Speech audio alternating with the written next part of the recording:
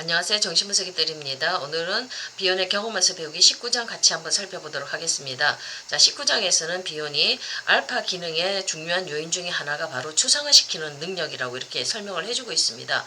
우리가 이제 어떤 정서적인 경험을 했을 때 그 정서적인 경험이 추상화되지 않고 구체적으로 내 앞에서 생생히 그림같이 묘사되어진다면 무섭지요. 그렇지만 이것을 우리가 상징화시킬 수 있고 언어화시킬 수 있고 추상화시킬 수가 있다면은 우리가 그 개념들이 잡히면서 사고할 수가 있죠. 생각할 수가 있는 능력들이 발달이 되는 겁니다. 그래서 추상화시키는 능력은 굉장히 중요한데 그 유명한 포르투다 놀이, 프로이드의 손자가 그 엄마가 떠난 자리에서 포르투다 놀이를 했지 않습니까? 포르투다, 엄마가 갔다, 엄마가 다시 온다.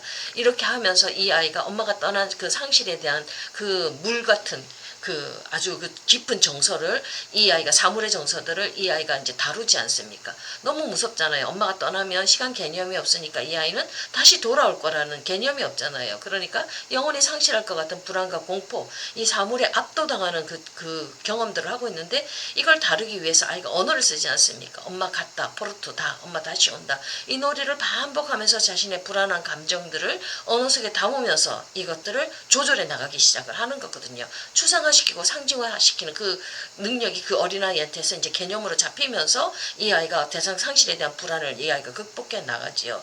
자, 이렇게 우리가 언어 속에 그 내 고통스러운 정서들을 담아내는 거, 추상화시키는 거 너무 중요한데, 자, 이렇게 하지 못할 때, 정서를 소화해내지 못할 때는 베타 요소들, 소화되지 못하는 이 정서적인 요소들은 이제 베타 요소들로 우리 무의식의 자리를 잡게 되겠죠.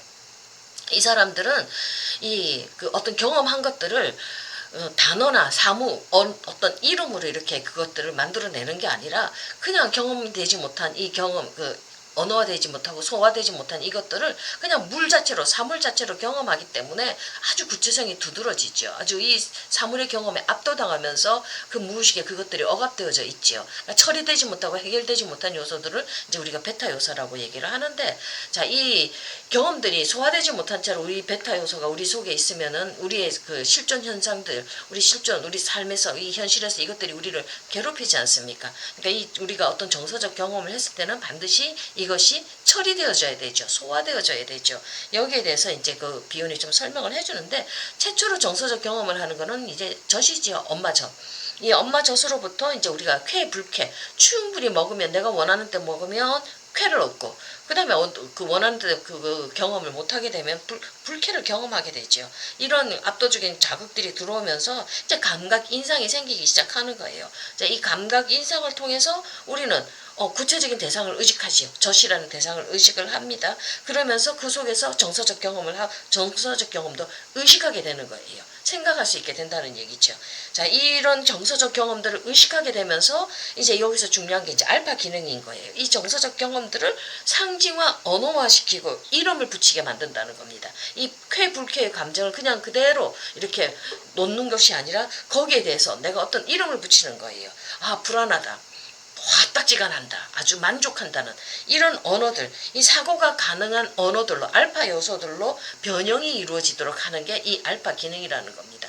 이 경험을 막연하고 그 사물같이 압도된 이 경험들을 내가 이제 조금씩 엄마와 정서적 경험하면서 알파 기능에 의해서 엄마가 젖을 주니 행복하다, 만족한다, 아주 좋다, 그 다음에 엄마가 젖을 제대로 안 주니까 화가 난다, 이런 언어들 속에 자신의 경험들을 이름 붙일 수가 있다는 겁니다. 그렇게 되면 엄마가 어떤 때는 좋은 거 주고 어떤 때는 또 안 주기도 하고, 이러면서 엄마에 대한 어떤 정서적 경험이 좀 더 구체화되고 개념화가 만들어지겠죠. 엄마가 항상 실패하는 건 아니야. 어떤 때는 또 엄마는 충분히 주고 어떤 때는 또 엄마가 실패할 수도 있지만 항상 좋은 걸 주는 엄마, 대상에 대한 인식이 딱 생기기 시작을 하는 거예요.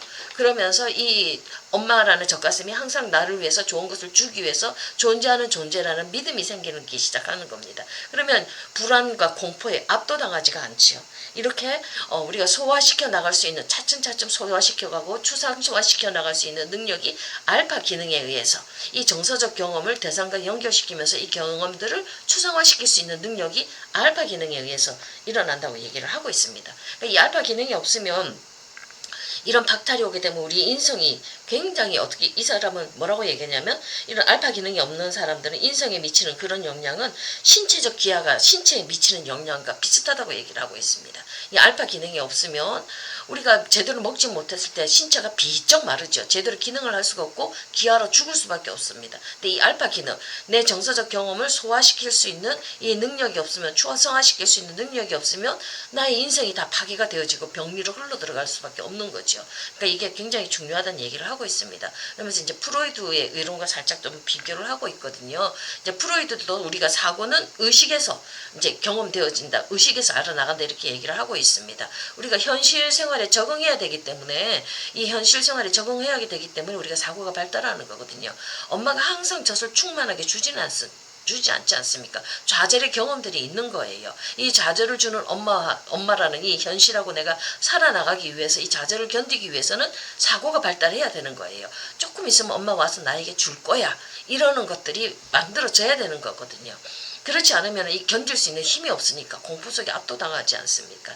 자, 근데 프로이드는 이런 사고가 2차 과정에서 만들어진다고 얘기를 하고 있습니다. 의식에서. 근데 뭐라고 하냐면 1차 과정과 2차 과정이 있다고 얘기하는데 이제 1차 과정은 어떤 자극이 오면 그대로 운동 에너지로 방출하는 거. 에너지를 그대로 방출하는 거.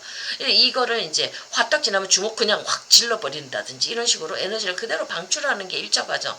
그거라고 하면 이제 2차 과정은 이제 의식 속에서 만들어지는 건데 이거는 에너지를 묶어두고 현실을 이제 적응해야 되니까 방출이 그대로 하는 게 아니라 그걸 조금 억압도 하고 억제도 하고 조직하면서 조절하면서 이렇게 사고하는 능력들이 여기서부터 이제 발생이 되어진다고 얘기를 하는데 이 비교는 그렇게 얘기를 하지 않습니다.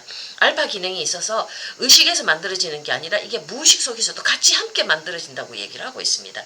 알파 기능이 이제 접촉 장벽을 만들었지요. 그래서 의식과 무의식을 가르는데 양안시 기능을 하면서 이 양쪽을 두 개가 똑같이 바라보면서 의식과 무의식이 공동으로 작업하면서 우리가 추상화시키는 거, 이 능력들이 발달되어져 나간다고 이렇게 비유는 얘기를 하고 있습니다.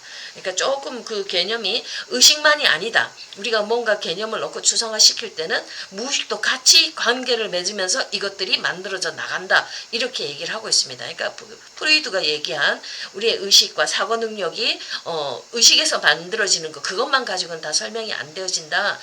알파 기능에 의하면 우리가 두 개를 다 같이 양안시 기능으로 두 개를 다 같이 보면서 의식과 무의식이 함께 작동하면서 우리가 어떤 추상화 능력을 만들어 나갈 수 있다. 그러니까 프로이드가 잘못한 게 아니라 조금 나의 이 알파 기능이 프로이드의 의식 기능, 사고가 만들어지는 의식 기능을 좀 더 보충해서 설명해 줄 수 있다. 이렇게 설명을 해주고 있습니다. 자, 오늘은 여기까지 하겠습니다. 감사합니다.